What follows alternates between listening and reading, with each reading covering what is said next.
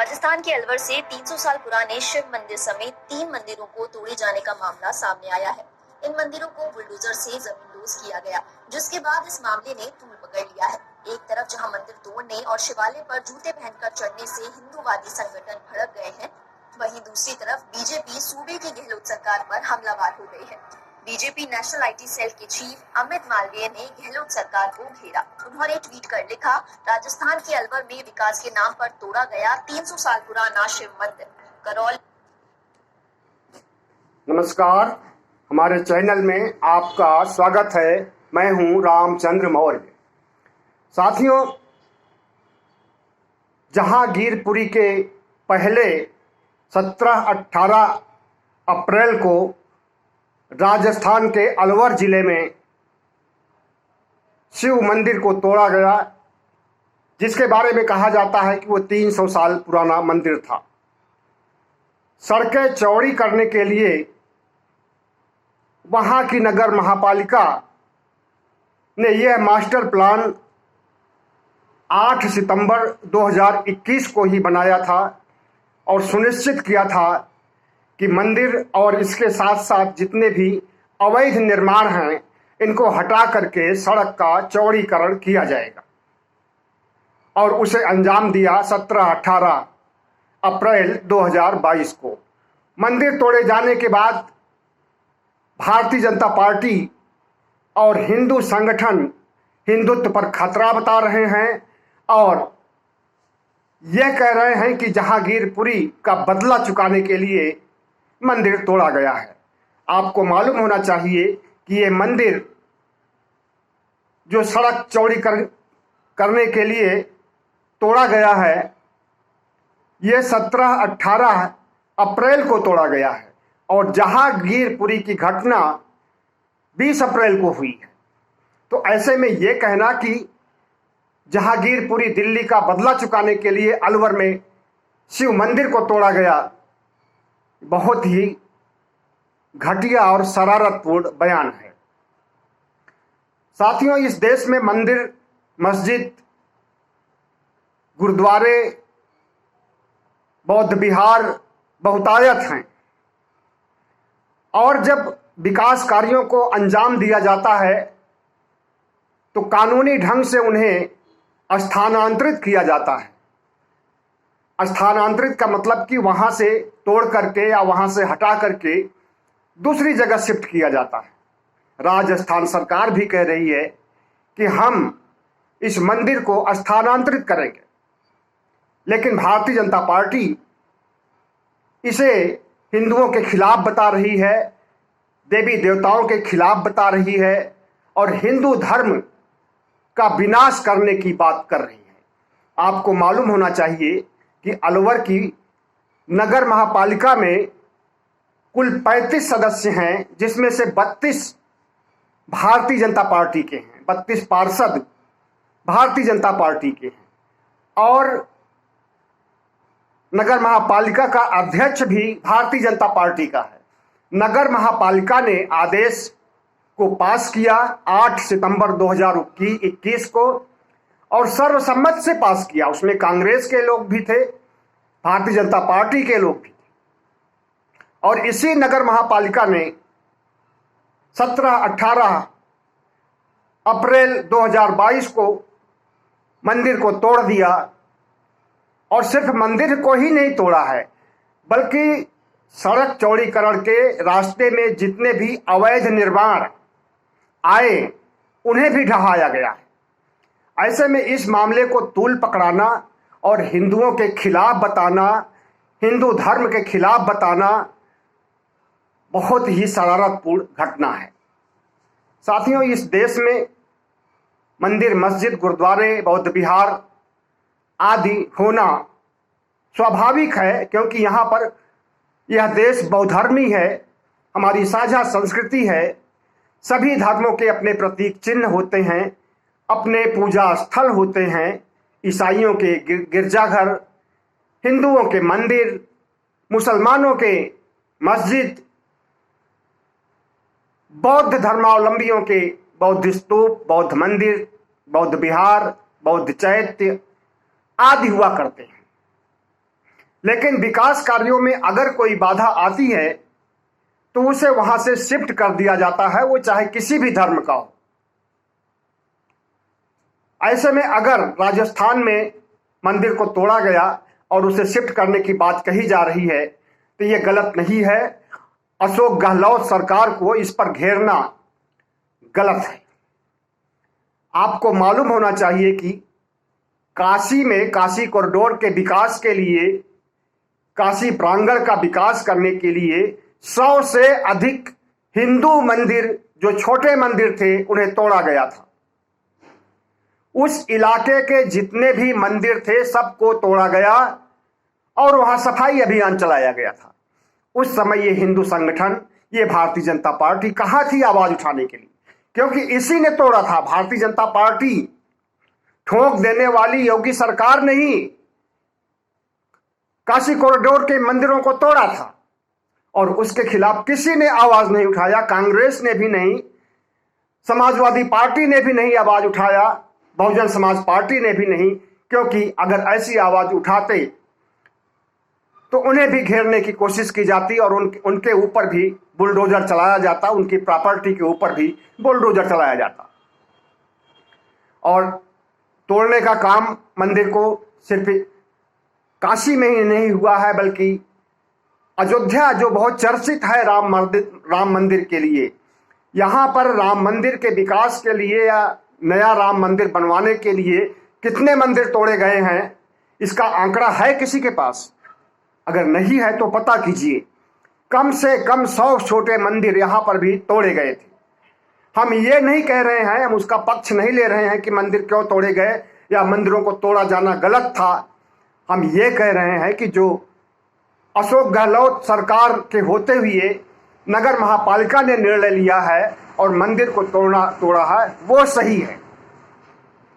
और जो काशी कॉरिडोर में तोड़ा गया है, काशी कॉरिडोर का विकास करने के लिए तोड़ा गया है, वो भी सही है। अयोध्या में जो छोटे मंदिर तोड़े गए हैं वो भी सही है। तो जब सब कुछ सही है तो अशोक गहलोत को क्यों सवालों के घेरे में खड़ा किया जा रहा है? और अगर सवालों के घेरे में खड़ा करना है तो वहां की भारतीय जनता पार्टी की नगर पालिका, जिसमें 35 में से 32 पार्षद भारतीय जनता पार्टी के हैं, उसको क्यों नहीं सवालों के घेरे में खड़ा किया जा रहा है? आज गोदी मीडिया 2-3 दिन से इस मामले को उठा रही है और जिस तरह के बयान दे रही है उससे सांप्रदायिक सौहार्द बिगड़ने का खतरा है, सांप्रदायिक दंगे भड़कने का भी खतरा है। और अगर सांप्रदायिक दंगे भड़कते हैं तो इसके लिए कौन जिम्मेदार होगा? पहले से ही हिंदू लोग हथियार उठाए हैं या नरसंहार करने की बात कर रहे हैं। अगर इस मंदिर मुद्दे पर भी अगर हथियार उठा करके मुसलमानों का कत्लेआम करने लगेंगे तो इसके लिए कौन जिम्मेदार होगा? गोदी मीडिया जिम्मेदार होगी या मोदी सरकार जिम्मेदार होगी या अशोक गहलोत सरकार जिम्मेदार होगी? कौन जिम्मेदार होगा? उसकी जिम्मेदारी के बारे में सोच लेना चाहिए और ऐसी घटनाएं घटने न पाए उसके लिए एक मास्टर प्लान, एक पूर्व नियोजित योजना होनी चाहिए कि अगर कोई सर्वसम्मत से मंदिर को तोड़ा जाता है तो उसका विरोध नहीं होना चाहिए। इसमें राजनीतिक रोटियां सेकने की गुंजाइश नहीं होनी चाहिए। साथियों, जो मंदिर तोड़ा गया, कहा जा रहा है कि 3 मंदिर तोड़े गए हैं और तीनों शिव मंदिर थे। शिव का पूरा खानदान था, गणेश, कार्तिकेय, पार्वती वगैरह वगैरह जितने भी उनके खानदान में रहे हों, सबकी मूर्तियों को ढहाया गया है। और यहाँ के किरोड़ीमल मीना जो भाजपा के मंत्री हैं, मंत्री नहीं है, राज्यसभा सदस्य हैं, इन्होंने जिस तरह से धरना देने का काम किया है और जिस तरह की बयानबाजी कर रहे हैं उससे सांप्रदायिक सौहार्द बिगड़ने का खतरा है। जहांगीरपुरी का बदला चुकाने के लिए कहा जा रहा है कि अलवर की घटना की गई है, लेकिन ये सरासर गलत है। इसको मैंने पहले ही बता दिया कि जहांगीरपुरी घटना 20 अप्रैल और 20 अप्रैल के बाद की है और राजस्थान अलवर की घटना 17 और 18 अप्रैल की है। साथियों, मंदिर, मस्जिद, गुरुद्वारे सबका सम्मान होना चाहिए, बौद्ध स्तूपों का भी सम्मान होना चाहिए। और अगर तोड़े गए हैं तो उसी जगह पर या दूसरी जगह पर दूसरा पूजा स्थल बनाया जाना चाहिए।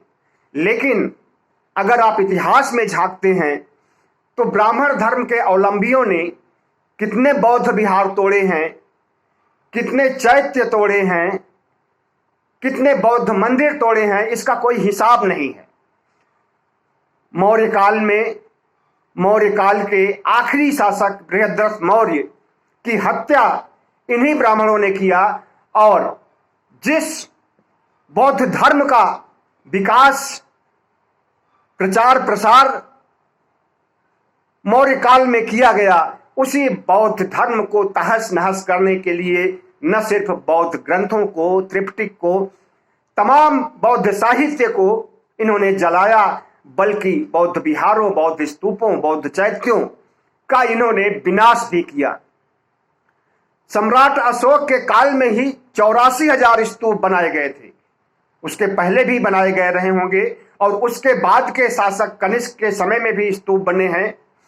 हर्षवर्धन के समय में भी जितने भी बौद्ध शासक हुए हैं, सब ने बौद्ध मंदिर, बौद्ध स्तूप, चैत्य, विहार, इनका निर्माण किया गया था। लेकिन आज देश भर में कितने बौद्ध विहार बचे हैं, कितने बौद्ध स्तूप बचे हुए हैं।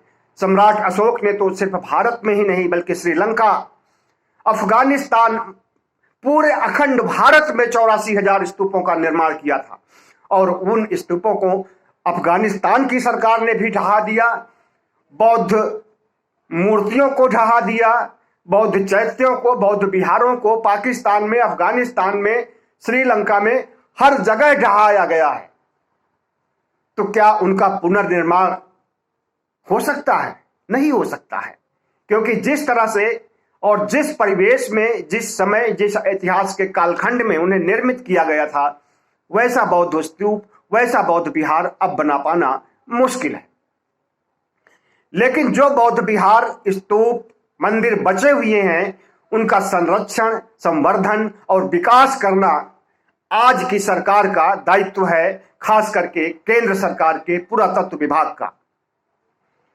लेकिन कितनी हिफाजत की जा रही है? आए दिन बौद्ध मंदिरों को तोड़ा जाता है, आए दिन बौद्ध स्तूपों को तोड़ा जाता है, आए दिन बौद्ध प्रतिमाओं को तोड़ा जाता है, आए दिन अंबेडकर की प्रतिमाओं को तोड़ा जाता है। और ऐसा करने वाला कौन है? ऊंची जातियों के लोग, सवर्ण लोग, ठाकुर, ब्राह्मण और बनिया, मतलब कि भारतीय जनता पार्टी के कार्यकर्ता और भारतीय जनता पार्टी के समर्थक ये सब काम पूरे देश में कर रहे हैं। कभी अंबेडकर की प्रतिमा को तोड़ते हैं, कभी बुद्ध प्रतिमा को खंडित करते हैं, तो कभी बौद्ध स्थलों का विनाश करते हैं। ऐसे में देखना यह है कि किसी भी धर्म के पूजा घर को नुकसान पहुंचाना गलत है, और अगर ऐसी गलती कोई करता है तो उसे दंडित किया जाना चाहिए। इसका मतलब यह नहीं होता है कि अशोक गहलोत सरकार और राजस्थान की अलवर की नगर महापालिका ने जो मस्जिद को शिफ्ट करने का काम किया है, उसे तोड़ना नहीं माना जा सकता है। उसके लिए बाकायदा अधिसूचना जारी किया है वहां के डीएम ने कि उसे शिफ्ट किया जाएगा, वहां से तो हटा दिया जाएगा, लेकिन उसे दूसरी जगह जहां पर हिंदू लोग कहेंगे वहीं पर उसको फिर से स्थापित कर दिया जाएगा। और मूर्तियों को तोड़ा नहीं गया है, मूर्तियों को सुरक्षित रखा गया है। तो साथियों, भारत में क्या इन मंदिरों की वजह से, इन मस्जिदों की वजह से, बौद्ध स्तूपों की वजह से विकास कार्य को रोक दिया जाए? क्या सड़कों का निर्माण नहीं किया जाए? क्या पुलों का निर्माण नहीं किया जाए? क्या राजमार्गों का निर्माण नहीं किया जाए? क्या हाईवे का निर्माण नहीं किया जाए? जरूरी है करना, तभी भारत विकसित होगा और एक नया भारत बनेगा। एक तरफ तो मेक इन इंडिया या न्यू इंडिया की बात चलती है, और make in India, new India को बनाने के लिए अगर राजस्थान सरकार काम कर रही है तो उसके पीछे भारतीय जनता पार्टी के नेता जो खुद दोषी हैं, खुद उन्होंने मंदिर को तोड़ा है, वे अशोक गहलोत के पीछे पड़ जाते हैं और पूरा गोदी मीडिया तो कुत्तों की तरह भौंक रहा है अशोक गहलोत की सरकार के ऊपर। तो साथियों, आज का वीडियो यहीं तक, फिर किसी दूसरे वीडियो में मिलते हैं। लेकिन हम उम्मीद करेंगे कि राजस्थान में और दूसरी जगहों पर सांप्रदायिक सौहार्द बना रहेगा, मंदिर तोड़े जाने की वजह से कोई दंगा या सांप्रदायिक हादसा नहीं उत्पन्न होगा। बहुत बहुत धन्यवाद। हमारे चैनल को सब्सक्राइब कीजिएगा, लाइक कीजिएगा और शेयर कीजिएगा।